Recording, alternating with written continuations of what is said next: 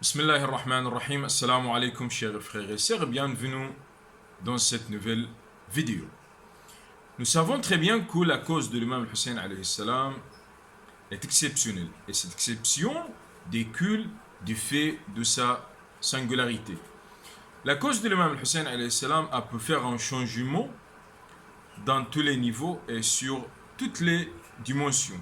Et jusqu'à maintenant, on constate les effets qu'elle a laissés sur la société, les effets positifs qu'elle a laissés sur la société islamique et aussi sur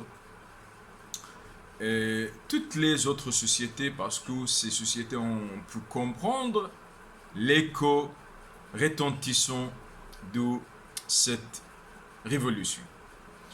Il faut toujours lire cette cause et comprendre ses effets pour qu'on puisse donc tirer des conséquences et des leçons.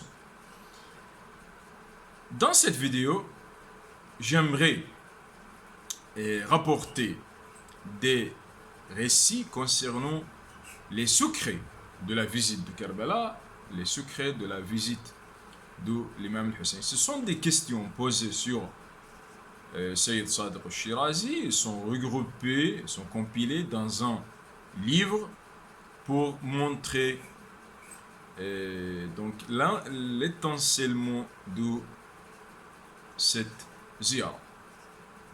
Je vais commencer par ce récit qui indique que la visite de Karbala, la visite de l'imam Hussein, est un devoir. La première question: est-ce que la visite de l'imam Hussein est un devoir imposé à tout musulman et à tout croyant? La réponse, oui, sans aucun doute, comme le déclarent beaucoup de récits dont Abdurrahman ibn Kathir a dit: si l'un de vous a passé toute sa vie en accomplissant le pèlerinage à la Mecque, puis il ne rend pas visite à l'imam al-Hussein ibn Ali, se voit abandonner un des droits du prophète sallallahu alayhi wa alayhi. Ceci car le droit de l'imam al-Hussein est un devoir obligatoire auprès d'Allah pour tout musulman. Ce récit est rapporté dans le livre Al-Tahdhib, volume 6, titre 16, La grâce de lui rendre visite, page 42. Un autre récit indique la nécessité de rendre visite à l'imam al-Hussein. Il montre quelques-uns de ses intérêts et de ses effets. Ce récit est le suivant. De Muhammad ibn Muslim d'Abi Ja'far a dit ordonner à non chiite de visiter la tombe de l'imam Hussein alayhi salam, car le fait de le visiter augmentera les provisions, prolongera le terme de la vie et éliminera la précipitation du mal.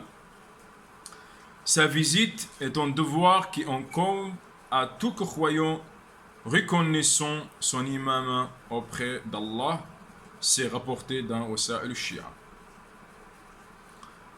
Le deuxième récit, c'est pour indiquer que cette ziyara est un devoir sur l'homme ainsi que sur la femme. Ce devoir est-il relatif seulement aux hommes ou les femmes sont-elles aussi concernées? Oui, les femmes sont aussi concernées. Les récits honorables ont montré que c'est pareil pour les hommes que pour les femmes. Il est rapporté Saïd al-Ahmasiyya qu'elle a dit: Abu Abdullah m'a dit, ô Saïd, rends-tu visite à la tombe de l'imam al-Hussein? J'ai dit oui. Il a dit: ô Saïd, rends-lui visite, car la visite de l'imam al-Hussein est un devoir imposé à tous les hommes ainsi qu'à toutes les femmes. Comment les anges reçoivent les visiteurs? Les visiteurs du maître des martyrs ont une place privilégiée et une valeur auprès d'Allah subhanahu wa ta'ala. Les anges reçoivent les visiteurs de l'imam al-Hussein et les raccompagnent dès qu'ils font leurs adieux à l'imam. C'est-à-dire, les anges restent avec lui jusqu'ils partent de chez l'imam al-Hussein.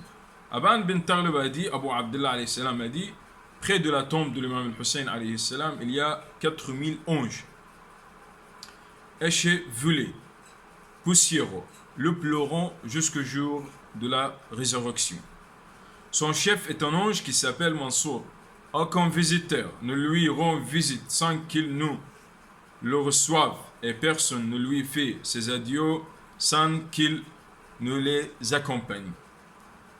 Il n'y a personne qui ne tombe malade sans qu'il ne lui rende visite. Et aucun dos ne meurt sans qu'il n'accomplisse pour lui la prière mortière et demande pardon pour lui auprès d'Allah subhanahu wa ta'ala. Cela est rapporté dans le livre Usul al-Kafi. La Kaaba et Karbala. La troisième question, existe-t-il des exceptions accordées à Karbala, à sa terre et au sol dans lequel l'imam Hussein a été inhumé? Oui, il existe une exception pour celui qui aime l'imam Hussein. Il existe aussi une exception pour sa terre purifiée, comme le cite le récit suivant. Abi Abdullah a dit, la terre de la Kaaba dit, rien n'est pareil à moi depuis que la maison d'Allah a été construite sur mon dos. Les gens viennent à moi de tous chemins éloignés. Je suis donc un lieu saint et sûr auprès d'Allah. Allah subhanahu wa ta'ala lui a révélé. Arrête de parler et avoue la valeur que tu as acquise comparée avec celle qu'a acquise la terre de Karbala n'est qu'une aiguille qu'on plonge dans la mer et qu'elle porte. Si ce n'était pas la terre de Karbala, je ne t'accorderais pas cette prédilection. Si ce n'était pas pour celui que la terre de Karbala a rejoint, je ne t'aurais pas créé, ni celui pour lequel tu montres ta fierté.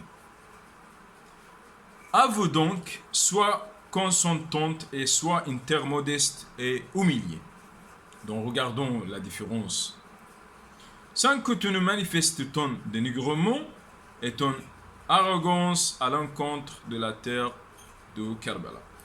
Si ce n'est pas le cas, je te métamorphoserai et te jetterai dans le feu de la Jahannam.